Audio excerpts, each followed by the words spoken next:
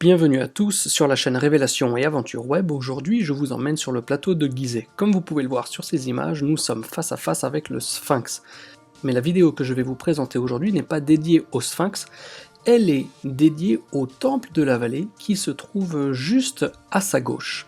Ce temple compte parmi les blocs les plus imposants de toute l'Égypte et des joints les plus ahurissants de toute la planète. En compagnie de l'Osirion d'Abydos, le temple de la vallée à Gizeh est un des seuls temples qui est fait de colonnes brutes sur lesquelles on ne retrouve ni papyrus ni fleurs de lotus. Sans plus attendre donc, c'est parti pour cette immersion au cœur des joints fabuleux et des blocs mégalithiques du temple de la vallée. Et donc ici, là dans le calcaire, on voit la même chose qu'à Mykérinos, on a des renfoncements, on a des formes qui viennent accueillir le granit. L'empreinte du... Alors est-ce que c'est l'empreinte du granit ou est-ce que c'est prévu pour accueillir du granit? Est-ce que c'est taillé en fonction du bloc qu'il est? Ouais. En fait, on taille celui qui est le plus facile à tailler. Donc a priori, les granits, ils ne les ont pas taillés, ils ont posé derrière et taillé. Si, ça a été fait comme ça. Le cœur du mur est en calcaire et il y a un parement de granit. Oui, bah là on a le parement, on l'a.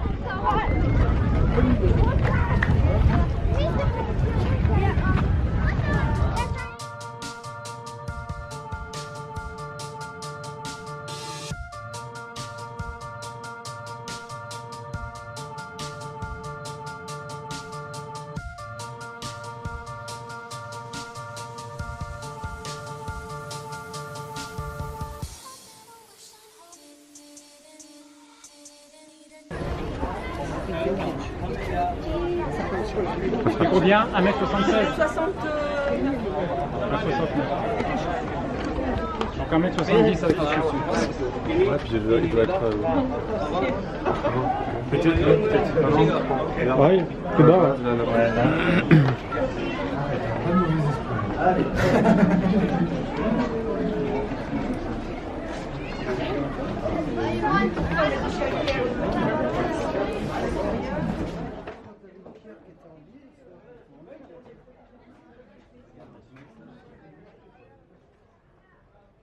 Très rapidement, nous sommes confrontés au premier retour d'angle dans les murs construits pour le temple de la vallée.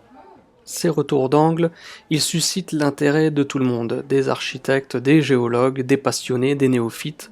Bref, tout le monde est circonspect en voyant la qualité et la complexité de ce que l'on attribue à de la construction antisismique.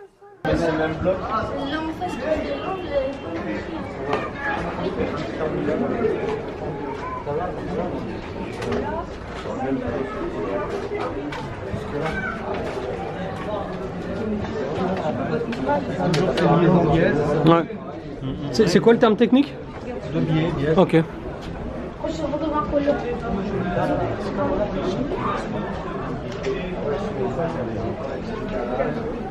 des retours de pied.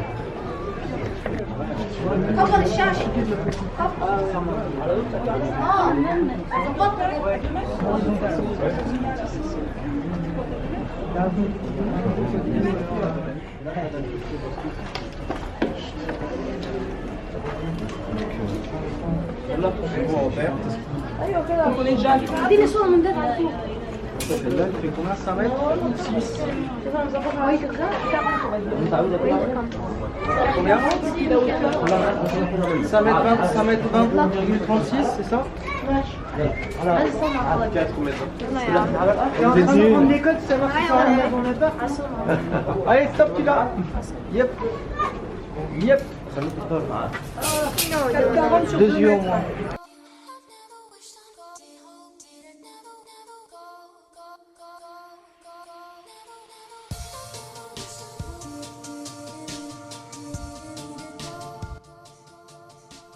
Donc vous voyez que le bloc que l'on vient de mesurer, on a estimé son poids à 42 tonnes, peut-être 45 si on prend une densité de granit qui est un tout petit peu supérieure à celle qu'on a utilisée pour le calcul. Mais maintenant je voudrais vous montrer les blocs les plus imposants de tout le temple de la vallée. Ce sont ces blocs de calcaire qui sont placés derrière le parement granitique que vous voyez à la base, et ce sont bien ces blocs de calcaire qui sont Parmi les plus gros de toute l'Égypte, certains atteignent 200 à 250 tonnes pour un seul bloc.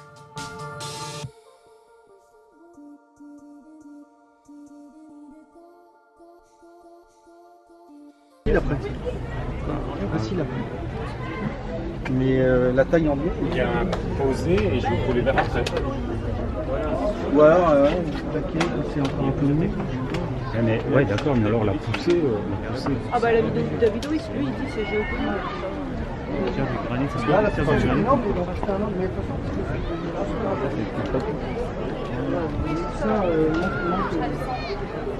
Il manque peut-être un bloc donc là, ici. Là. il peut y avoir un angle, parce que là on est dans une porte. Donc Il manque un complément là. Ah bah oui, parce que c'est peut-être ça en fait, ça devait faire comme ça. ça doit être régulier, il doit y en avoir tous les, je sais pas, tous les 5 mètres. Ça te fait une structure sur laquelle tu viens mettre tes assises. Comme ça vient. Ici, la huge bloc. On remarque pas ça. Tu passes là, Je l'ai mis dans mon livre, j'ai mentionné la poubelle. Non mais c'est vrai, derrière une petite poubelle anonyme. On peut passer la main. Bah vas-y, ouais, vas-y. Oui, ça va, il y a quand même Ah, des Hongrois. Il faudrait quelqu'un, je prends la courte échelle et voir s'il y a la même chose de l'autre côté. Là. Ça sent le truc article. Et Christine, s'il y a ça, ce décrochement là, ici. Prends que tu regardes. Si, vas-y. Je pense on va se faire siffler là. C'est droit ou bien est-ce que c'est une encoche là ici? Allez, viens. On va se faire siffler, Philippe. Ouais. Et maintenant, il est enfin l'heure de rentrer dans le temple afin d'être témoin des plus beaux joints de toute la planète. Regardez ça, ils sont à peine perceptibles à l'œil nu. Quand on dit qu'on peut même pas passer une lame de rasoir ou autre entre les joints, c'est pas une image, c'est vraiment... c'est presque un euphémisme, je vais dire. Par contre, regardez ce qu'on voit ici à l'image entre les deux blocs. Il y a ce joint qui a été colmaté, comme tous les joints, en tout cas ceux qui le permettaient, du temple de la vallée.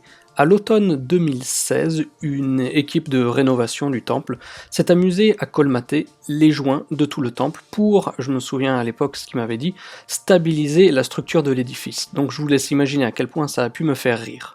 En tout cas, ces joints colmatés sont très utiles, car vous n'êtes pas sans savoir que du ciment a été testé dans les différentes pyramides au carbone 14, et ces tests ont révélé des datations contemporaines aux dates de construction officiellement attribuées pour les pyramides de Gizeh.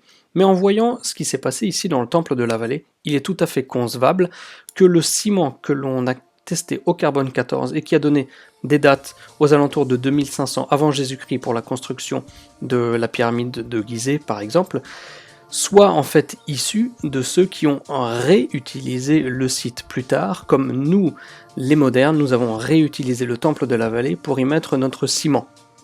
Et si ce ciment vient à être analysé dans 2, 3, 5, 7, 10, 15 000 ans, eh bien, avec la logique que nous appliquons aujourd'hui, ceux qui analyseront le temple de la vallée dans des milliers d'années penseront qu'il a été construit en 2016. Or, nous savons, nous, que ce n'est pas le cas, donc pourquoi avancer de manière aussi ferme et définitive que le ciment qui est trouvé dans les pyramides est contemporain de la construction d'origine de ces dernières? Le granit est composé de 3 choses. Il y a le quartz que tu vois ici, translucide blanc. Ça, en pourrissant, ça va donner le sable des plages. Après, il y a les feldspath, plagioclase, pyroxène. Donc là, ici, il y en a des roses. Ça, en pourrissant, ça va donner de l'argile. Les argiles vont donner tout ce qui sert à faire les céramiques, la porcelaine. Et tout ce qui est noir, très brillant, très noir, tout petit feuilleté, c'est du mica. Et quand il est noir, on l'appelle la biotite. Quand il est blanc, on l'appelle la muscovite. Et le feuilletage du mica, on voit bien là, tu vois.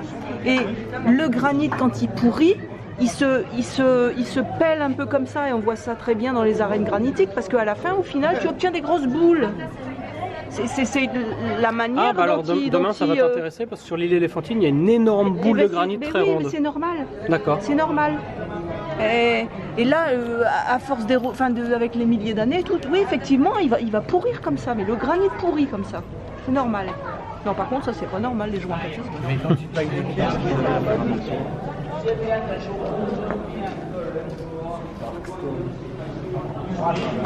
J'ai l'impression d'être... Hmm.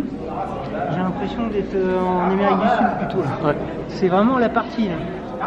Tiens d'ailleurs on pourrait regarder un truc. Parce que ça se répond dans les motifs.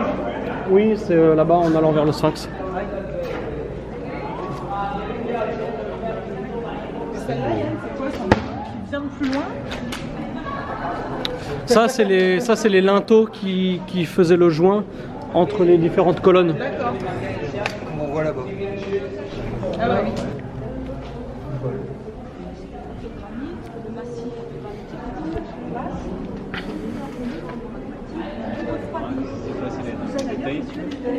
Une noire, une rouge, et le blanc aussi. Kilomètres cubes qui se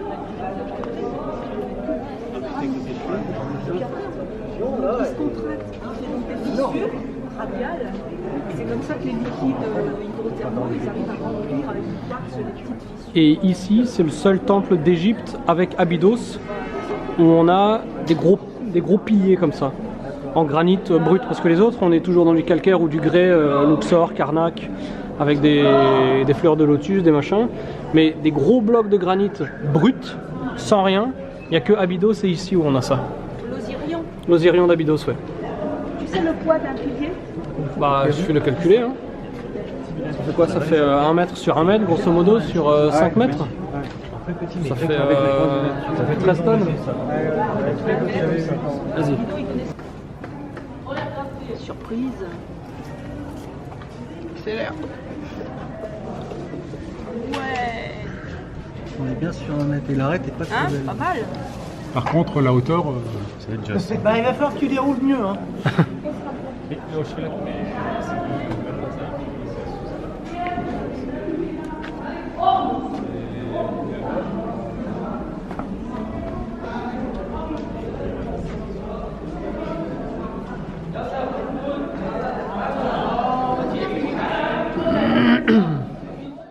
Ici, l'architecte qui nous a accompagnés pendant le voyage nous parle d'antisismie, et il nous rappelle à juste titre que l'antisismie est une science, et que pour la maîtriser dans de la construction, il faut des essais, il faut des ratés, il faut de l'expérience ratée, de l'expérience modifiée, de l'expérience améliorée, pour ensuite arriver à un résultat abouti qui puisse tenir contre les chocs sismiques ou les secousses sismiques. Et c'est bien ça le problème, c'est que comme pour les pyramides, on n'a aucune naissance de la connaissance, on est là face à un résultat final comme s'il était né ainsi.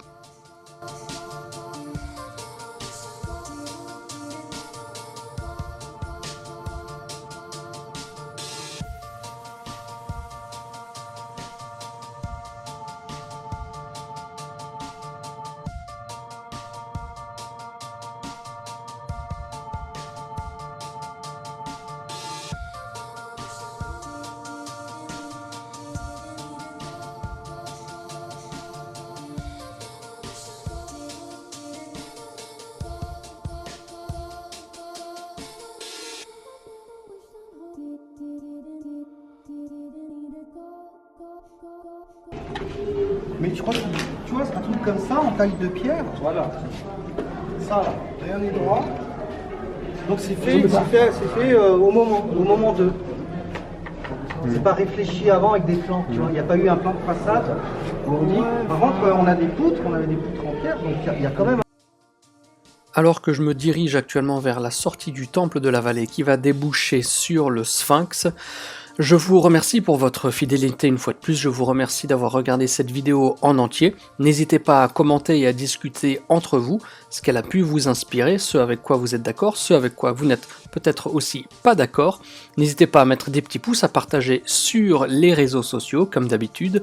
Et pour ce qui est de la prochaine vidéo tournée directement à Gizeh en Égypte, eh bien ce sera la suite logique de cette visite du temple de la vallée, avec la visite du Sphinx, les abords du Sphinx, son corps, sa tête, son morphotype, mais surtout les traces d'érosion qui sont présentes à la fois sur son corps et sur toute l'enclave du Sphinx sur laquelle nous retrouvons une érosion à l'eau qui repousse sa date originale à plusieurs milliers d'années minimum. Donc dans la prochaine vidéo, nous verrons ensemble quel âge réellement le sphinx peut avoir. Et une fois de plus, merci à tous et à très bientôt pour de nouvelles vidéos. Ciao ciao.